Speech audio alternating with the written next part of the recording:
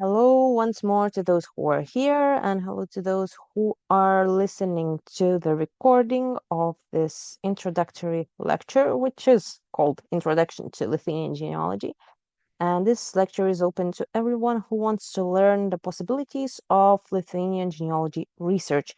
But before we start, as we have some new people, I thought that it would be smart probably to say a few words about myself so that you know who you are listening to and evaluate if it's worth listening to me. So my name is Evelina Viktorija Žemeikytė. I live in Lithuania. I am a genealogy researcher and lecturer, and my main area of work is educational.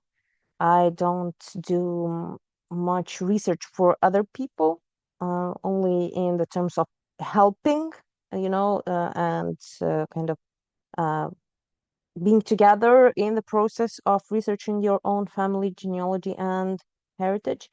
Um, so I do educational programs, lectures, private and open lectures, online and offline here in Lithuania. I also consult on private sessions, and the topics of my work are getting to know one's roots, family genealogy, Lithuanian heritage, local history, and traditions. And when I meet new people, I always try to remember to mention this, although I have never had a problem on a lecture. There were some problems on social media, but not in the lectures. There are some main principles I try to adhere to, and I ask the participants of our meetings to do the same, so we avoid any topics related to politics. We respect each other, and one of the main principles of my work is let's try to accept history exactly as it is, because sometimes we get angry, why did this happen, so your ancestor did that, or how could it be that my ancestor did something.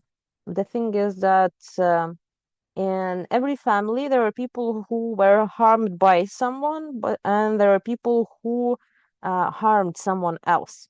So I think it's wise to try and think about history as something that's already happened. We cannot change it. We can look at it, we can learn from it, and we just need to accept it if we want to look deeper. Because sometimes people have so much hurt, and of course, if there were hurtful situations, there is hurt, but it stops us from actually seeing what happened, seeing the reasons, etc. So that's that. And I think it's important both as in the process of setting your mind into the right track before doing the research, and in the process of research, it's also important. And now we can continue with our topic designated for today. And before we start talking about what types of resources exist and so on, I think it's important to talk about something simple. What is genealogy? And every one of us would have a different answer to that, actually. Of course, we might say the scientific explanation, from the dictionary, or we can say, where does this word come from? From Greek, right? Genea plus logos means science about family or research of family. And well, it's true, but also I bet that every one of our answers would be also true, because it covers so many things, and we tend to think about genealogy as something narrow, really just one point, of research where you just, search for names, surnames, dates, and places. But it's not only that.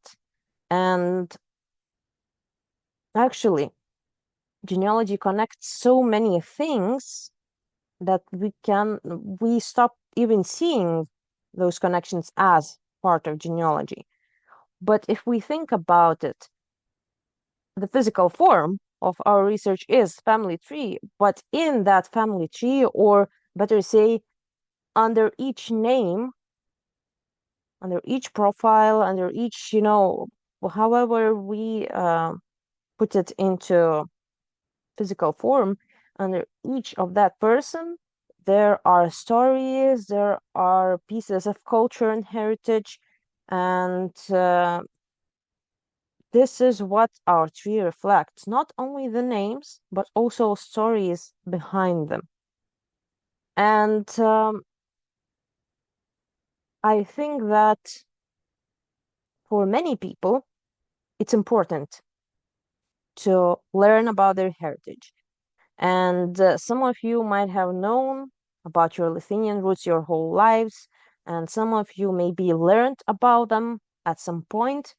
And probably many of you have tried to do some research, and maybe you still do, and that's why you're here.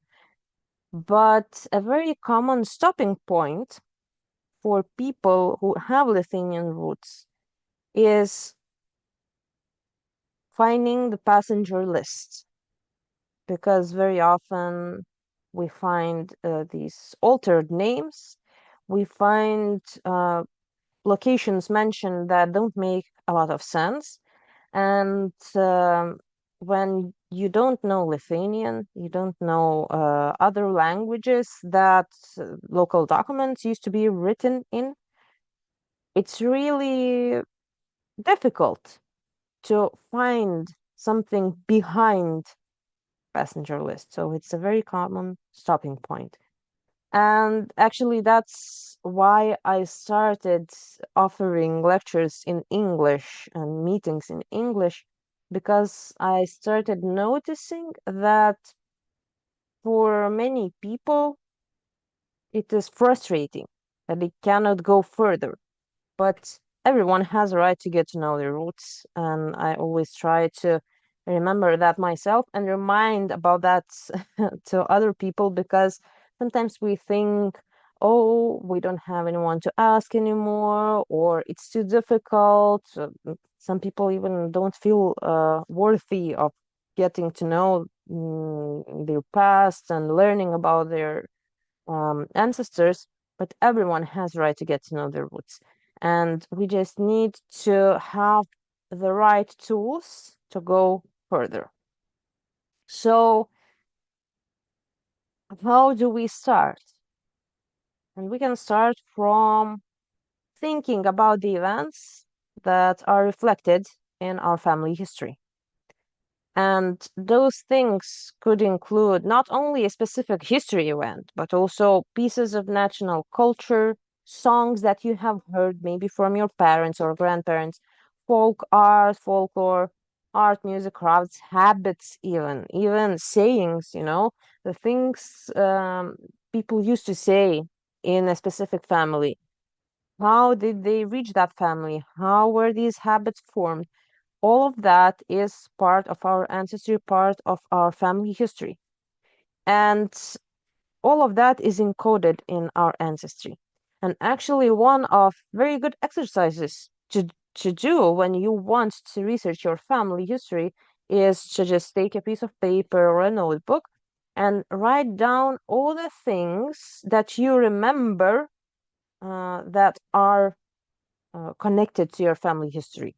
And those could be events in history. So wars, um, deportation, let's say immigration is a very important one. Maybe someone came to your country through DP camps. That's important too. Again, then songs that you have heard. Maybe you have heard which region your ancestors came from, etc., etc.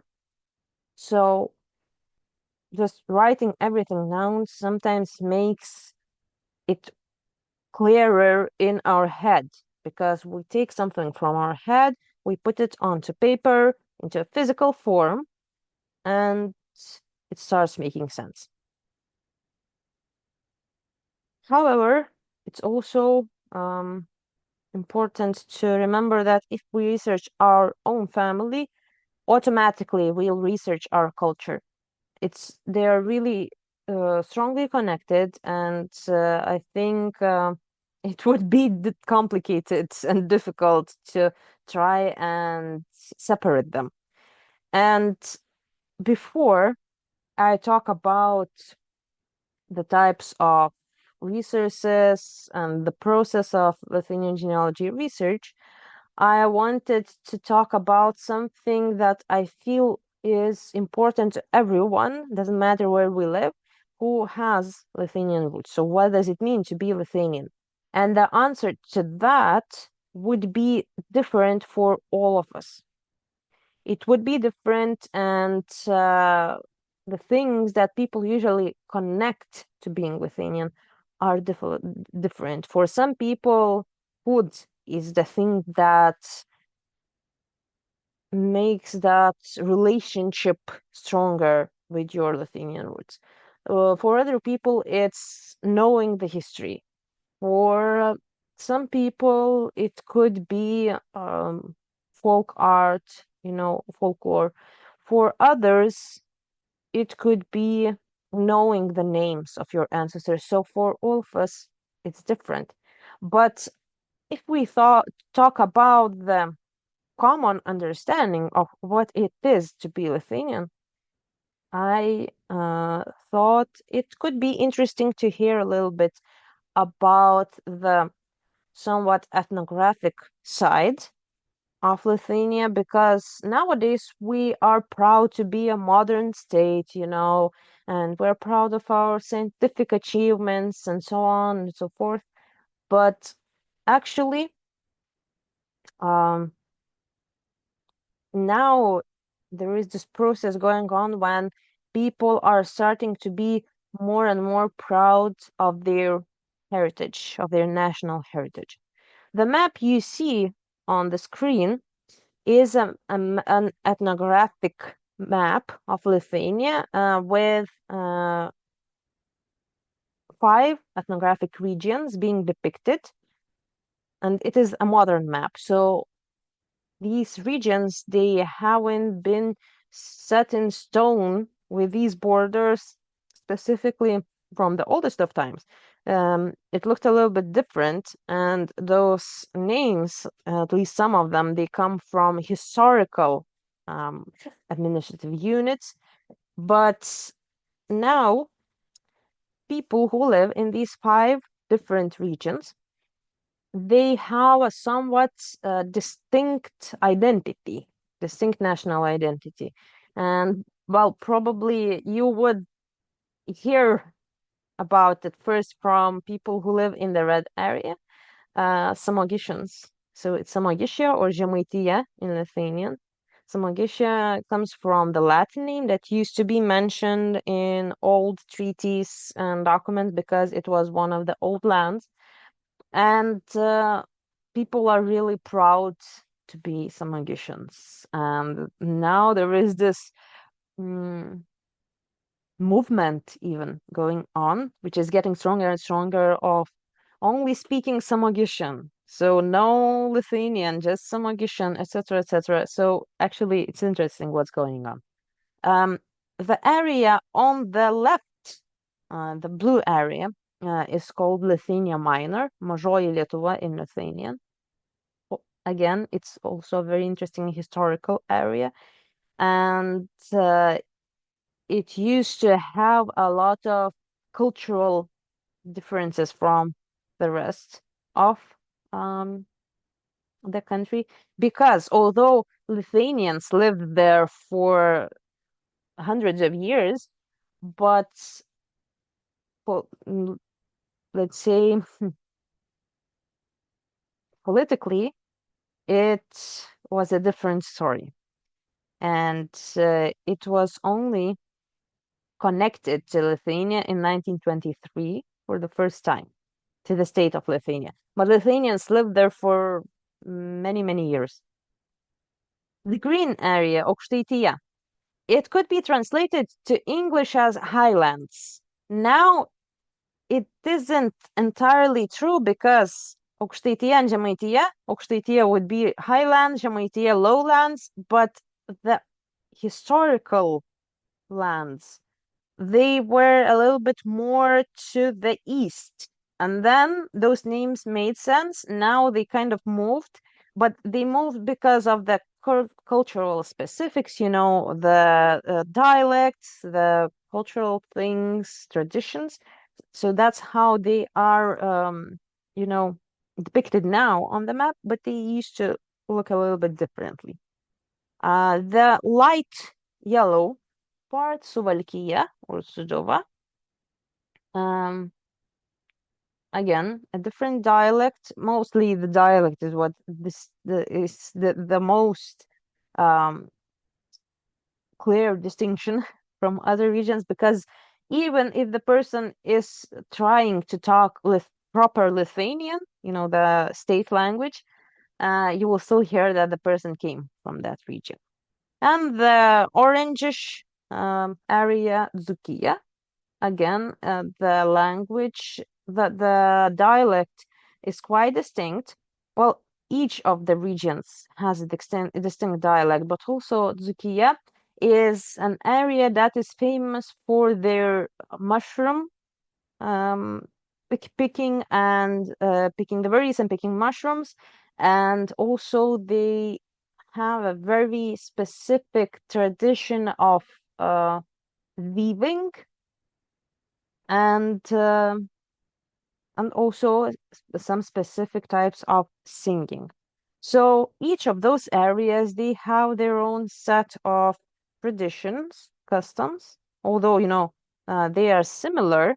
There are similarities between them, but there are some specifics for each region. And this is a part of Lithuanian identity nowadays. And also, I don't have the dialect map now here.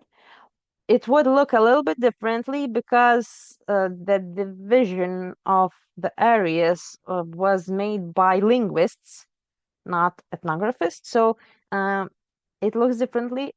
But the thing is that your ancestors, they didn't speak modern Lithuanian that you know now. That that exists. There's a state language. You can learn it. Some of you do. Your ancestors, when they came to United States, to United Kingdom, etc., they spoke their own dialect from where they came from. Because the state language was created only in the beginning of 20th century. The first grammar of Lithuanian language was published in 1901, but the rules were finally set only in the interwar period, and only after a while people started using it. And still, in the villages, in little towns, people kept talking in their own dialects. And sometimes people are surprised by that, so that's why I think that it's fun to mention that your ancestors spoke differently than you might hear Lithuanian speaking now. And also, I have included some pictures of old attires, old clothing. These pictures are from 20th century, and they are church clothes of some elderly women. But also now we have national costumes. And national costumes, again, they were created in the interwar period based on the local traditional clothing, but they were styled, and some details were changed. And if you see some really old pictures, you might see some types of, apparently, really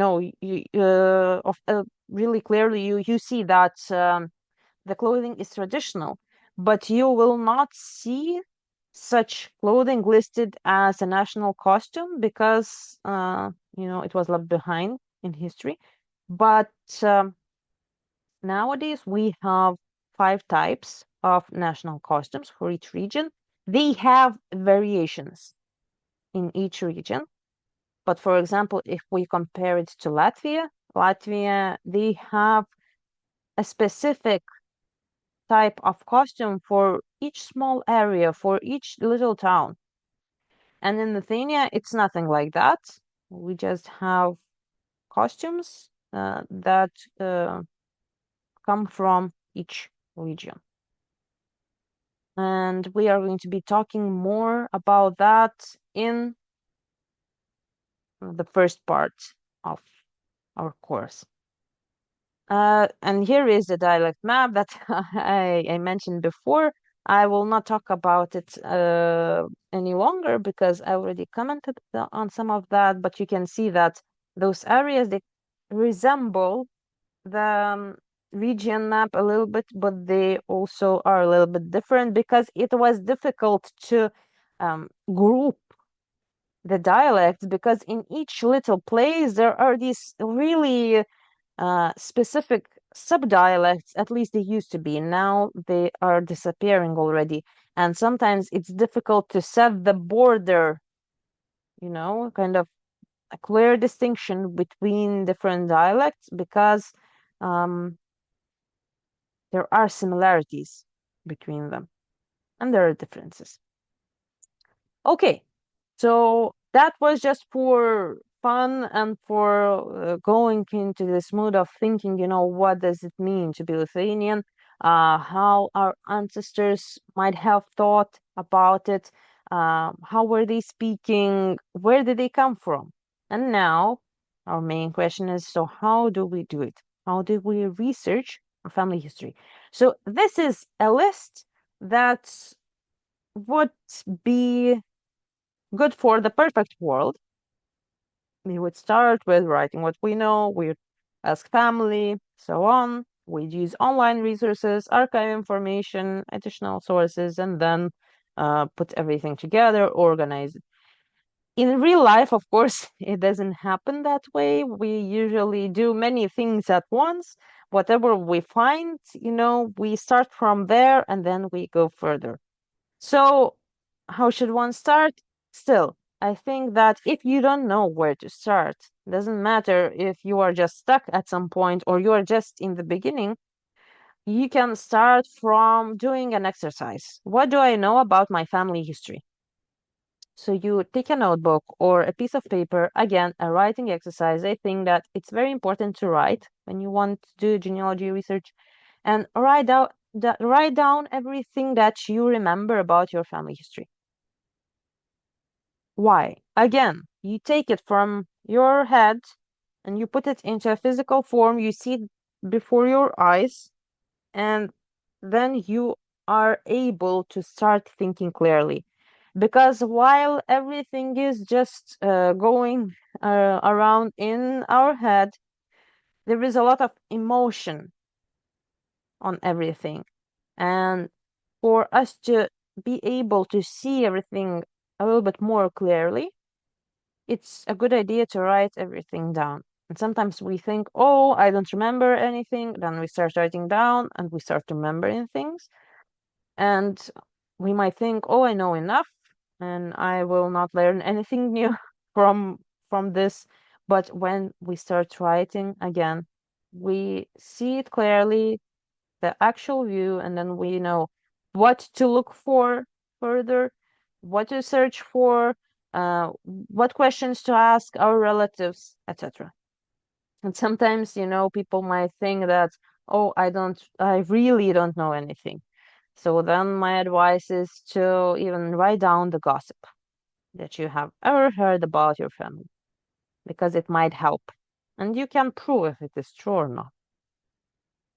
The next step would be asking family. So this overlaps a little bit with the session that we had yesterday, but I'll just repeat that for people who haven't participated yesterday. So there are a few things to remember or to remind ourselves when we talk about uh, sharing memories with family. First thing, we tend to think that only elderly people in the family are a good source and others are just useless. We shouldn't think that in genealogy terms, because we don't know who knows what. And I like to listen to stories when parents talk to their children and they learn something new that they didn't know about children's childhood, but also about the things that maybe grandparents or aunts or uncles told them and they remember and parents don't. So that's one thing. Another thing is when you speak to family, it's a good idea to record everything because we will not have enough time to write everything down and we will definitely not remember everything. And you will see, when you listen to a recording for the fifth time, you will hear something new. You were there, but your attention was on something else, and then you hear something new for the fifth or sixth or seventh time when you listen to it. So, yeah, we should talk to everyone who is willing to. We should visit everyone who is willing to let us in to their homes, and we should record. We should make the recording so that we can come back to them and have a keepsake for the future. Okay. Now, what's next? Oh, and before that, also a third piece of advice would be to ask contextual questions because if we just ask what were the names, what were the dates, people might say, I don't remember. So if we want to tackle that chain reaction in people's minds, we need to just make conversation. Ask about their childhood, ask about the things they considered important when they were younger, about the members of the family, about the relationships, etc. That's when people start talking, and it's important to actually start this process of just letting someone talk, not just answering a questionnaire that we prepared. That's when we actually access the real information. So what's next? Of course, family documents and photographs. So what we have in the family, what our relatives have, we should have those. Then there are online resources. So there are websites, there are digital archive systems, and of course, online communities. So what can we find there? So, of course, we'll find vital documents, birth records, marriage records, death records, different types of censuses or lists, because not all of them are censuses, other documents, information on deportation, graves, surnames, and etc. Actually, we can find almost everything, with some exceptions, because there is this historical area, Užnemunė. It covers ethnographic region of Suvalkija and the part of Dzūkija. It used to be this different area historically, and the laws were different there. So in the rest of the country that we know now, they needed to make copies of church books and give them to the, let's say, church government, to the deanery, to the diocese. So that's why we have many, many things that survived, and they are in the archive of history. But in Užnemunė, the law was different, and they didn't need to do that. And a lot of the records are gone because originals didn't survive. So this is an exception. But many things are there, we just need to access them. But before that, of course, we'll need to go through this step of finding out what was the original name of the person when we look from from your side where you don't know exactly, at least some of you. So we need the original name. So I just included a few examples of name alterations, but they can be, of course, crazier than that.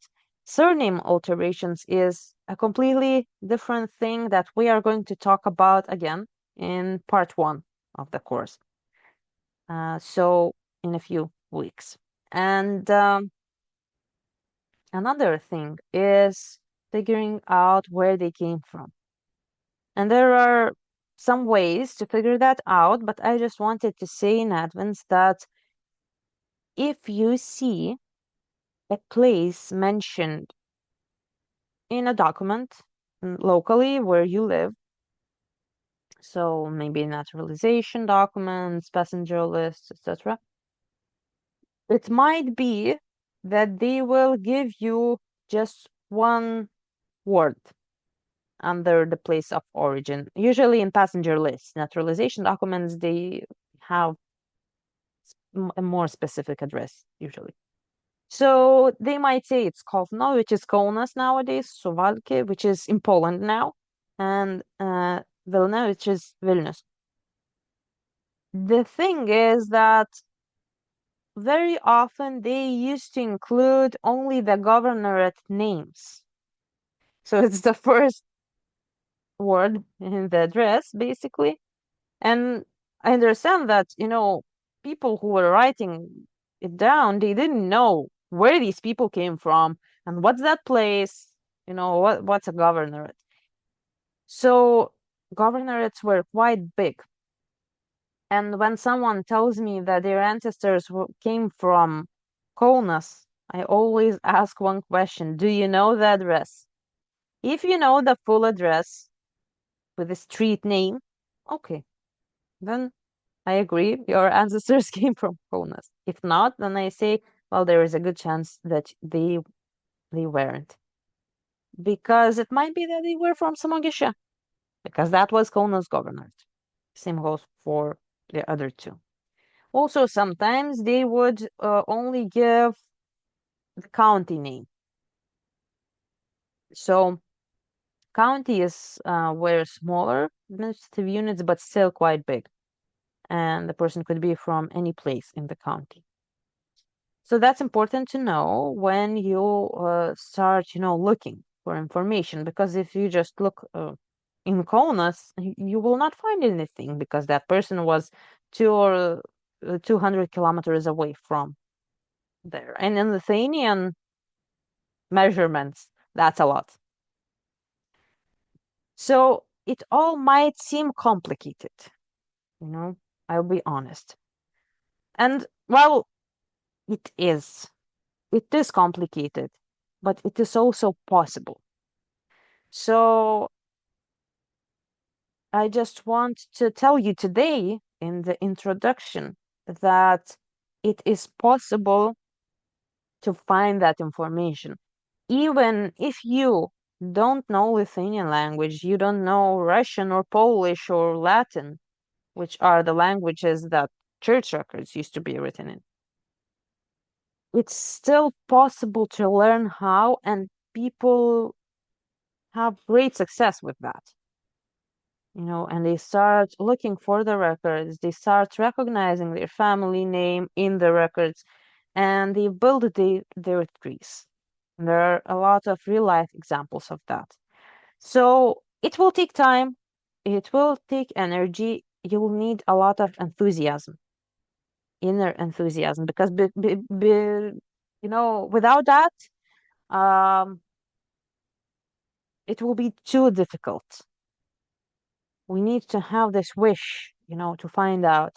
And usually people tend to think that genealogy is an activity that is the most popular among people between 40 and 60. And that younger people don't care about that. So that's not true, actually. And I see that younger and younger people get interested. And I have seen 12-year-olds who just have their eyes, wide open, and they're like, oh, I really want to do this. Now I will go home and me and my mom will start looking. And I'm just thinking, poor mom, because she will not have rest, because that child, he just wants to understand where he comes from. So it's the matter of enthusiasm, wanting to figure things out. And now I also wanted to include a few sneak peeks. So the other parts of the course, and maybe you will be able to just open these websites after this lecture and try them out. So the first one is the main cemetery registry. In Lithuania, it can actually be set to English. Now, this is a Lithuanian version. You can change the language. The top right corner. And you just put the name and surname, but you need to know the Lithuanian form. And you then might be able to find your family graves. Now, there are other registries for some specific districts. There are 60 district municipalities in Lithuania. Someone asked me once why. Why are there 10 counties and 60 districts when Lithuania is so small? Well, there are. And sometimes they need to work hard to keep up with everything they need to do. It's probably as anywhere in the world there are problems and they are trying to solve them. So a lot of people are working on that. So if those areas would be bigger, I don't know what we would do. So there are 60 municipalities. Not all of them hire this specific company to do the process of putting the cemeteries online. So majority of them you will find here, or they are being uploaded right now. We don't know because there are these projects going on this year, and some of the districts they are working on it. Some other ones have their own registries, and there are also a few that don't have a registry yet. Probably they are waiting for funding. So we'll see. Another website I wanted to mention today is this limis.lt, Limis. So this is the website of Lithuanian museum collections. So all major museums in Lithuania need to digitize their exhibits. So they need to upload pictures with descriptions of everything they have in store. So that will include archaeological findings. You'll find every coin photographed. But also, there are a lot of different types of documents and pictures. So if you're looking for old pictures, you can try it out. You can try putting the surname or the location.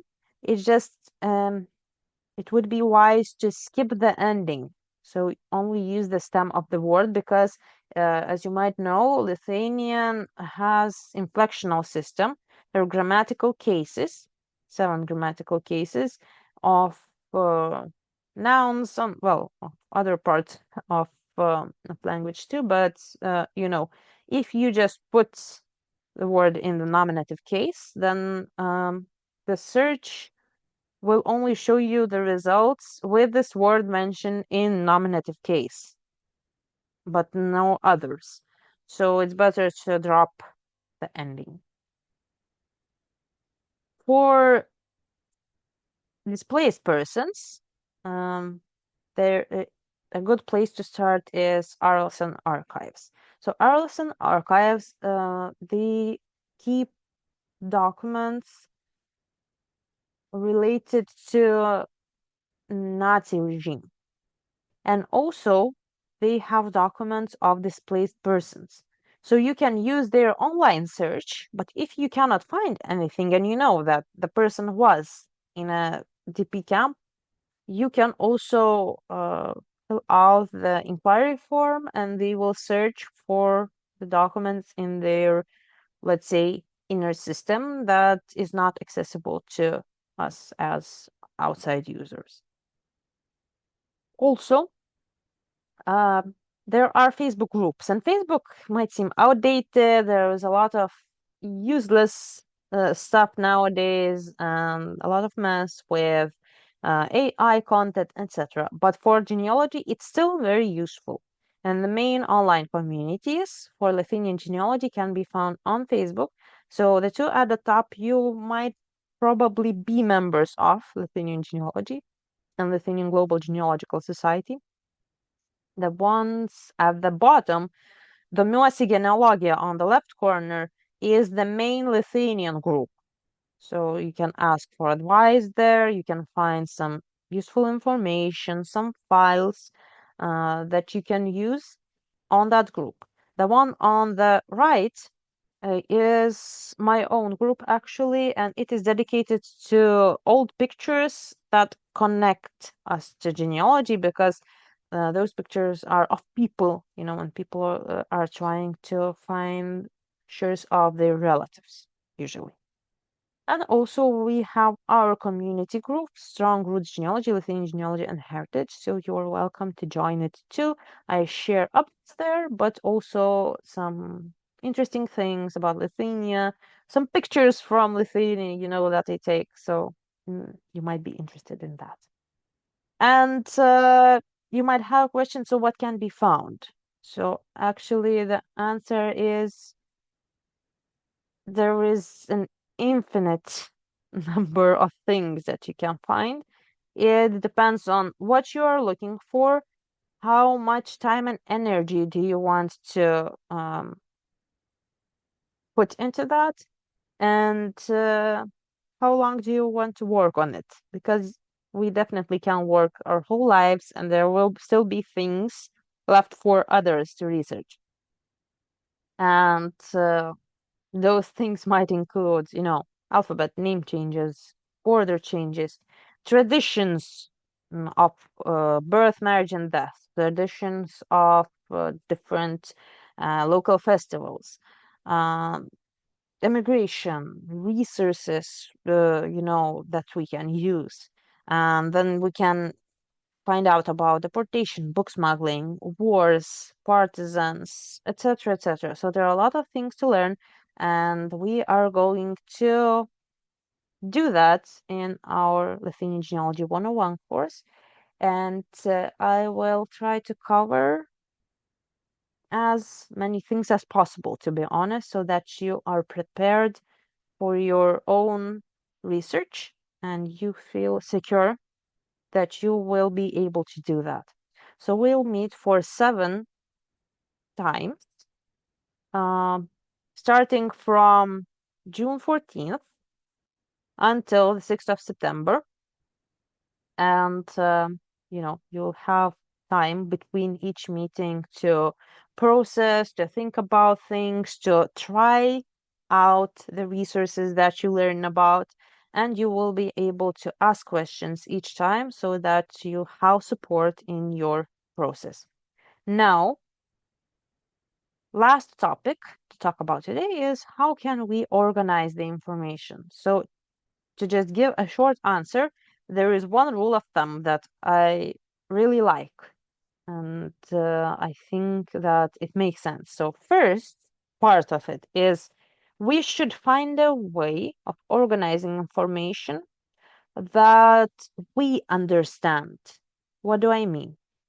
Well, our brains work differently for each of us. And some people are really neat, some people are not so neat and tidy. Some people have these really quick brains where everything is going on at the same time. Some people like to, divide their attention into portions for each thing separately, etc. So if you are, for example, like me, and you're all over the place, then you'll probably not be able to do, for example, I have seen this with someone, they have notebooks where each page is coded by a number, a letter, and a color. They know what each of those codes mean.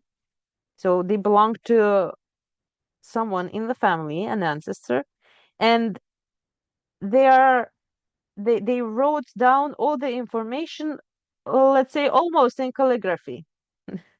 So I will never be able to do that. I'm too much all over the place.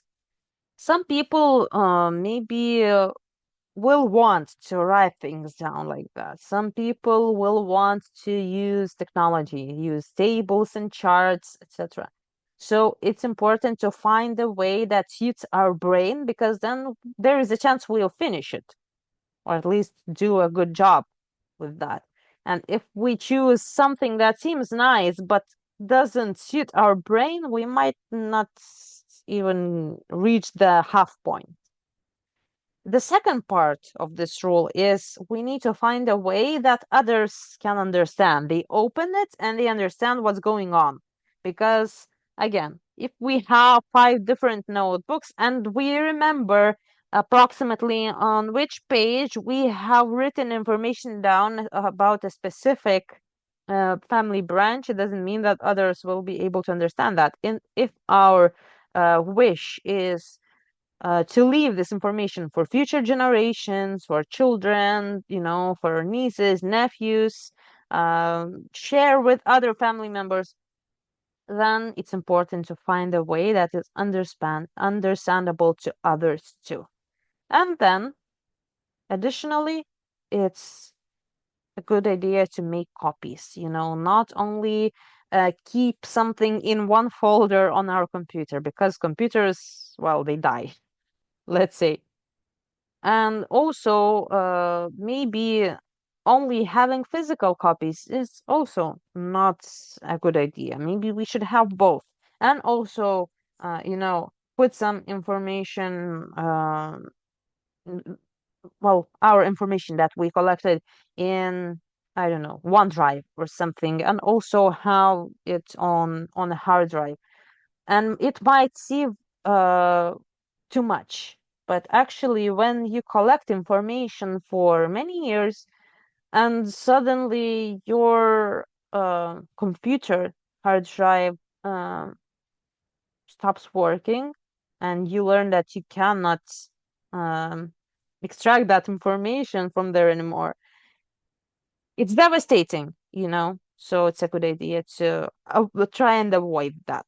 And that goes for family trees too, because we don't know what happens with the platform that we use. So we should always try and keep downloading getcoms, and maybe saving some charts so that we can come back to them. And of course, a nice way to honor the memory of our family history and to uh, put everything together is making a family book, or even creating a family history movie. That's being done. I know some examples, and it's nice. It's a big work, but it's nice. So, oh no, we can say that the whole process is a huge job and it's a rewarding journey. So we just need patience. We need to know the tools. So we need knowledge, and then everything will be all right. Now it's time for your questions if you have any. Okay, let's see. There seems to be an echo. Is it just me? I'm not sure, because in the beginning I asked if the sound was good, but I didn't receive an answer, so I thought it's all right. If we sign up for the genealogy course but miss a lecture, will we be able to view the recording later? Yes, definitely. So every class will be recorded. If you cannot come, everyone will automatically receive uh, the recording in case you want to come back and listen to something, or just listen to it later if you cannot come to the live meeting. So yeah, that's always how we do that. And you'll also receive link lists. So today you'll receive a link list of the things that I mentioned, and you will receive some handouts if they, apply to a specific session, so that you can use them, and it's easier to understand some things. Do we have any more questions today? Okay. So if not, then I wish you to have a very nice day. I will send you the recording of this and the links of the websites I have mentioned quite soon. And let me know if you have questions after this. You can email me, you can ask in our group, and I hope to see you soon in our upcoming course. So have a very nice day and see you.